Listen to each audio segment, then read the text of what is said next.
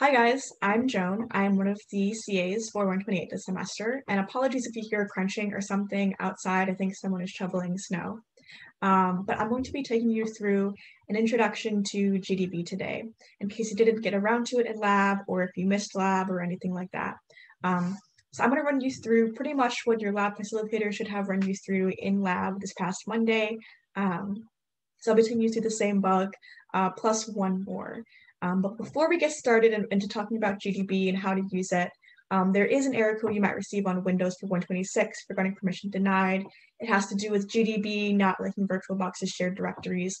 Let's take care of that real quick. So to first see whether or not you have the problem, we're going to run through a few commands to see if we can reproduce that error code. If we don't get the error code, you're all good. You don't need to do any extra steps. If you do, I'll walk you through what you need to do. And all these steps are in the lab documentation for the GDB and GitLab on the course website as well. So we need to make main first. And then we want to run GDB with the executable main. I'll take you through all these commands in just a second. But just for now, let's make a breakpoint on our main function. So b space main. And then we want to run. And now we do see this error. We see permission denied, exit code 126. So to leave GDB, type Q for quit. And let's go create an unshared directory for us to put our executables in. So let's go to our home directory, and you can do this by typing cd with no parameters, and then just enter. And let's create this new directory bin. We do this with the command mkdir for make directory, and then bin. And you can name it whatever you want, but I'm going to be referring to this bin directory for this little error code fix tutorial. And we type ls to see your files at this location. We see lib and source, our shared directories, and we also see bin. So from here, we're going to copy that main executable we just made inside of our repository into this bin directory. So we're going to use the copy command cp.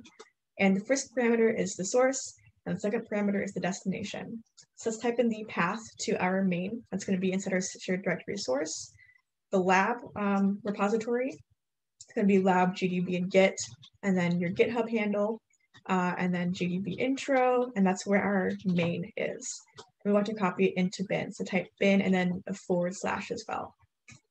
And so now if we change directory or cd into bin, and ls, to list our files, we see main. Now from here, to make sure everything is working, let's run those same commands again. That's GDB, and then our executable main /main, breakpoint main with b main, run, and now it works. We don't see that error code anymore. So real quickly, just to sort of reset, let's type C for continue to let the program finish, and then Q for quit. Okay, so little intro to GDB. It stands for GNU Debugger. How creative, I know. And with C++ and VS Code, we don't really have a really nice graphical debugger like you might have seen with IntelliJ for Java and 125. In IntelliJ, you could click on a line to breakpoint it, and then you could run in debug mode, and you could just click on different variables just to see what they were. You didn't have to do anything else fancy. Everything was graphical. You could use your mouse, things like that. GDB has all the same capabilities, except it's on the command line. The commands are pretty basic. They're not hard to remember. They're pretty intuitive. But I'll be running you through some of the most basic commands today. And the commands I go through as well will all be documented in the end of the lab specification, documentation, whatever you want to call it, on the course website. So real quickly, let's see what's wrong with our program first. On the course website, we have printed out for you what your output should look like if you fixed a couple of the bugs. So let's see what our output looks like first by running our main executable. Oh, real quickly, one more thing on the error code. So you don't have to go through the whole copy business every single time you run make. You can actually output it directly to bin. And that bin is at our home directory. Tilde stands for the home directory, /bin, and then / again right before that main. And you can save this. Every time you run make, your main executable will be output to bin. So, okay, now we're officially done with error code 126. Okay, so let's run main and see what happens. So we have welcome to our restaurant, 0 food, $100, restock, and then suspiciously 0 food still and $80. And we see that indeed, that's not what our output should be. It should be 4 food items and $80. So something is happening in the restock function. And we can sort of narrow that down because we display details once, we display details again, and the second one is what's wrong. And the only thing that really happens right before it is we call restock. So we're going to use GDB to find what's up, like what's wrong with restock, what's happening. So we are going to, as we did before, GDB, and that's just the command to, start GDB, and then our executable name, which is just main. And all this that you see before are just information about GDB. You don't need to worry about it. And so now we want to create a breakpoint. And if we don't, for example, if we just type run, it's not going to know where we want a breakpoint. It's just going to run the entire program and nothing really happens. I don't know. Okay. And so we want to breakpoint that line. As we did before, we breakpointed main, and we just to diagnose, we didn't actually do anything with that. And if you breakpointed main, you would drop into line 13 right here. That's the first function inside of, or the first line of code inside of main. But that's a few lines ahead of where we want to be. So we're going to jump directly to the line we want. That's the restock function on line 23. So we'll type B space and then 23. And now let's run our program and we'll hit this breakpoint. So here we are indeed, it tells us breakpoint 1. It also shows us kind of like the code. It tells us what line of code we're on and the actual code on that line as well. And we have this restock function. And in IntelliJ, if you ever stepped into a function, if you ever used the debugging feature of it, there's probably an arrow that looked a little different from a different arrow, but if you press the correct one, it would take you into the function. So we're going to be doing that here, and the command to do that is step, and it's to step into the function. Let's type step. We are now indeed inside the restock function. We see it right here. We see our the address of our restaurant object, and we see our parameter money to spend, which is 20. And that's correct. We see that we call restock with the parameter 20. So all that is good. So let's see what's going on first. Let's type next, go to the next line. And if you're curious real quick why going one line actually takes us what looks like 4, if you go to the restaurant restock function, we go from this line to this line. We completely skip this one. And next isn't just to show us the contents of our file. Next shows us which line we actually go to next. So it's not necessarily the next line in the file, but the next line in the file that you hit while running the code. So since this is false, we don't go inside of this conditional. We actually skip it, as true and false work, as you've already learned, that we do not execute return -1, and we instead go to line 33. So if you've looked at this code a little bit, you might suspect that something has to do with afforded food units. Because if you look at food left, which is what we print and display details, it's supposed to increase by this amount, and supposedly it's increasing by 0. So let's try and see what's in afforded food units. So we can do P for print, and then afforded food units. But that's a really weird number. It's not 0 and it's not 4. It's -8,000. And this is because we haven't run this line yet, that this variable has a space in memory, but it hasn't been set to anything. And if you don't really know what that kind of means, we'll be going over how memory works later in the class. But right now, obviously when we run our program, we don't have -8,000 food units, we have 0. Just to prove that this is true, that you have to run the line first to get the actual value of that variable. We'll type next to go to the next line. Then we'll do the same command again. I'm going to use the up arrow twice, so I don't have to retype the command in, and I'll hit enter. And now we see that it is indeed 0. So we have our suspicion was correct. It was correct that afforded food units is 0. So obviously this calculation is wrong. What it should actually be, if you look at it, is the variables are reversed. It should be money to spend divided by supplier money per food. So let's fix that real quick.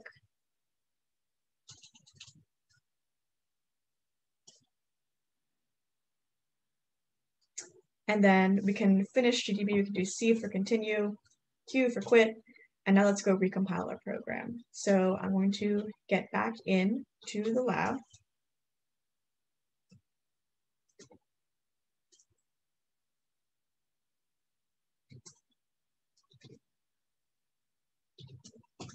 Make main. I'm going to get back. And now when you run main, we now have the 4 food items and $80. But if you look at the correct output, the next line should say, we successfully serviced a new customer. But actually, it says, oh no, we didn't have enough food for a customer, so they went away. And that's, incorrect. One, because our correct output tells you that's not the correct output. But two, if we have 4 food items, and this customer only needs 2 food items, then we should have enough food. And so real quickly, this is our restock function. Then we display details, we create this customer, and then process customer must be returning false because we get this output, which is determined by this variable, which is set on this line, and it's set to be the return value of process customer. So we're going to want to step into that function. So we're going to breakpoint line 27. So let's run GDB main, breakpoint 27, and then run. And we are indeed on the correct line. We have process customer here. So let's type in step like we did before. And now we're in the process customer function, which is right above restock. So for some reason, we're returning false. And this is the only place that false is ever returned. So we know that this conditional is true when we run it. But just to confirm that as well, see how this relies on cost per customer real quick, and that this is set on this line. We need to type next, as we just showed before, to set that variable or to have it defined. So from here, we've shown that you can print variable names, but you can actually also print Boolean expressions to see what they evaluate to, as well as functions. So real quickly, just to confirm that this does include indeed return true, they actually print and then customer.money is greater than cost for customer. And that's true, which is what we suspected, considering we think that process customer was returning false. So something is wrong with this condition because for some reason this customer has enough money and we have enough food, but they're being turned away. So this statement is actually false, that we should turn them away when they don't have enough money. And that's when their money is less than the costs it's going to take for them to eat at that restaurant.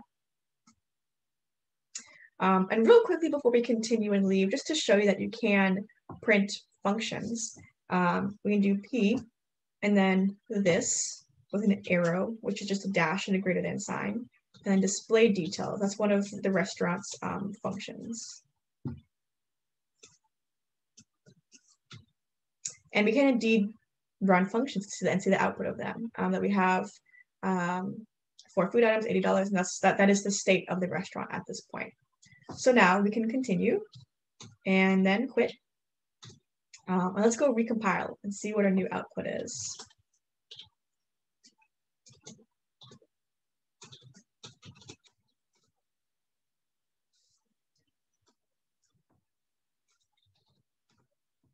So now we do successfully service the customer. That's what I'm going to take you through for the bugs in this lab. Again, it's not graded, so no pressure, but it is really good practice to use GDB, especially when you'll end up needing it later.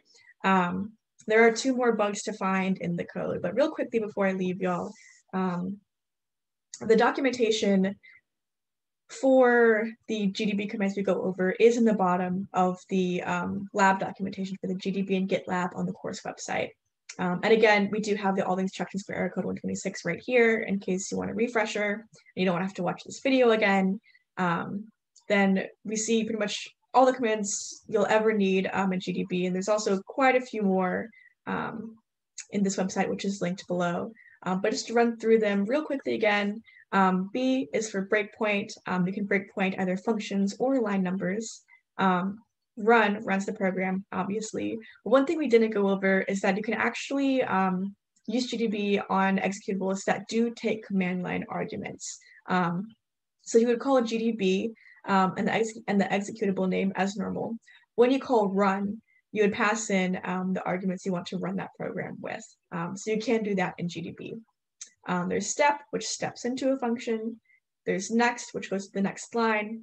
And we didn't go over the whole integer parameter, but you can type in next and then like 5 or 10 or like literally 100. You can go 100 lines.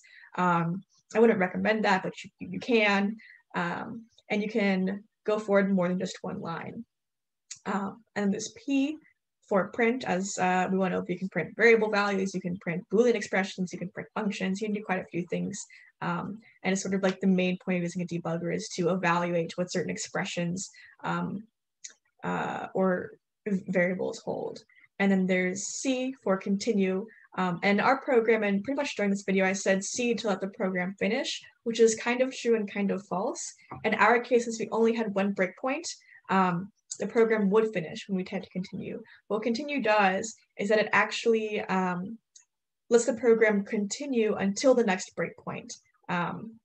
So if we had another breakpoint and we typed continue, then we would pause again at that breakpoint. But since we had no more breakpoints, continue just let the program finish. And we saw that, you know, process terminated at the end of continue whenever we ran that, and that means that the program finished. And there's Q for quit. Pretty self-explanatory, but in case you forget, it's Q. And that's pretty much it. And if there are there's even more usage to quite a few of these commands, and there's even more commands. So if you really get into GDB and you really like it, and you really value debugging, there's quite a few resources online. You can just Google like GDB commands, and there'll be plenty of websites that come up. But this is one I thought was pretty useful. It's pretty well organized, I think. It's not visually appealing, but it's well organized and it's really exhaustive. And I think it's a really great website to use if you're looking for more GDB commands. But that's it. Good luck, you guys.